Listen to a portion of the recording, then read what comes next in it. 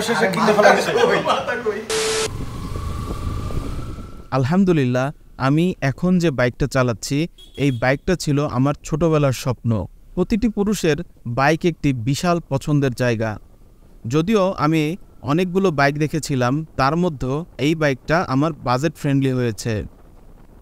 আজকে বাইক কেনা এবং আমার ছোট্ট একটা ইতিহাস শেয়ার করব। ভিডিওটি শেষ পর্যন্ত দেখার অনুরোধ রইল। আমার আজকের এই ভিডিও দেখে হয়তো অনেকে ইন্সপায়ার্ড হবেন।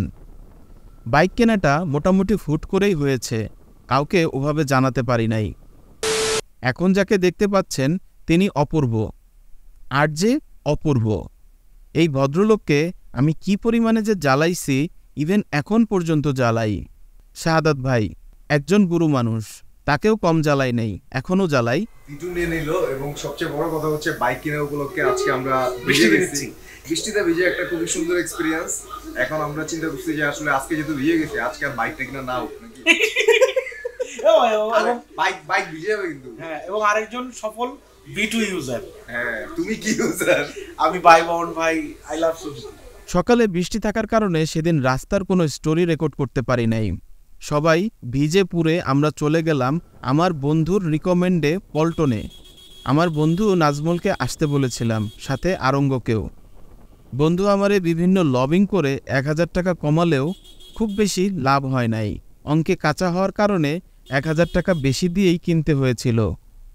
যদিও আর কিছুদিন পরে কিনলে 2000 টাকা ডিসকাউন্ট পাইতাম পূজা উপলক্ষে। তেলের টাকাটা তো হইতো। একটা বিশেষ মোটরবাইকের সেলস অ্যান্ড সার্ভিস সেন্টারে আমরা কফি দিছে খাইতে, বাট কফিতে ক্যান্টিন একটু লবণ লবণ লাগতেছে। হয় নাই, সার্কাজমটা জমে নাই। রাসেল ভাই, হ্যাঁ, কফিটা একটু লবণ লবণ লাগতেছে না? অনেক মিষ্টি। ও, আমরা তো এসিআইতে। শোরুমে ঢুকে বেশ কিছু বাইক দেখে লজ্জাও লাগছিল, ভয় কাজ করছিল। জীবনে প্রথম বাইক কিনতে আসছি বাইকের দোকানে। এত এত বাইক দেখে অনেকটা আবেগেও কাজ করছিল। ভাবছিলাম, ইস, আজকে যদি আব্বা থাকতো কতই না খুশি হতো।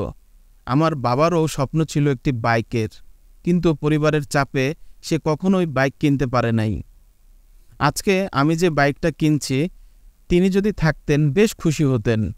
প্রথম স্টার্টটা তাকে দিয়েই দিতাম, চালাতেও দিতাম। আল্লাহ তাকে বেহেশত নসিব করুক। এনিওয়ে, বৃষ্টিবাদল থাকাতে পরিবারের কাউকে সাথে নিয়ে যাই নাই, শুধু আমার এই বড় ভাইরাই আমার সাথে গিয়েছিল এবং আমার বন্ধু। মাশাআল্লাহ মাশাআল্লাহ।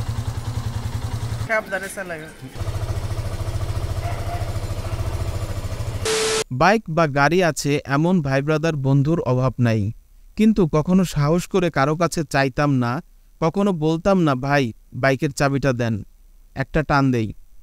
সবসময় ভাবতাম যদি চাবি চাইতাম, না দিলে নিজের কাছে অনেক ছোট হয়ে যাব, বা ভিন্ন কোনো যদি কথা বলে ফেলে তাহলে কেমন হয়। এই জন্য কারো কাছে কখনোই বাইকের চাবি চাইতাম না।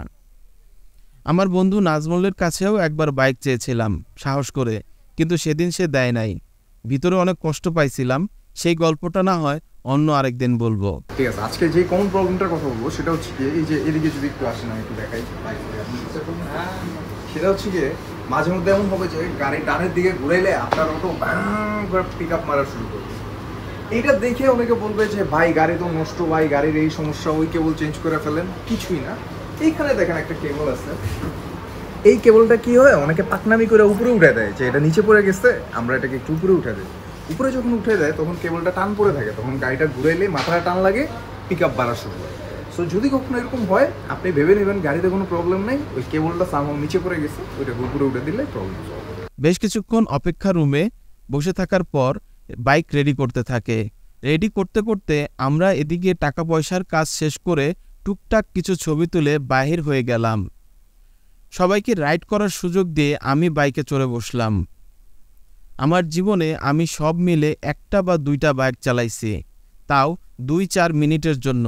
হ্যাঁ, আমার বড় ভাইয়ের একটা বাইক ছিল, সেই বাইকটা আমি 1 বা 2 দিন অনেক সময় চালাইছিলাম। এই তো অবশেষে কিনে ফেলাইছে, কিনে ফেলাইছে আমাদের দাদু প্রাসের। কি কিনছে? একদম এক দেশ এক রেট। বাজেট বাড়িয়ে সে V2 কিনে ফেলাইছে।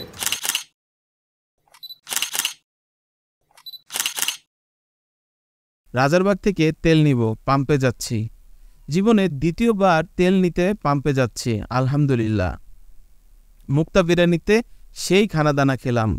তেল নিয়ে সবার প্রথমে বাইকটা আমি জাকির মামাকে দেখাই। তাকে যে আমি কতটা সম্মান করি সেটা হয়তো এখন বুঝতে পারছেন। তারপর কিছু টুকটাক জিনিসপত্র লাগাই।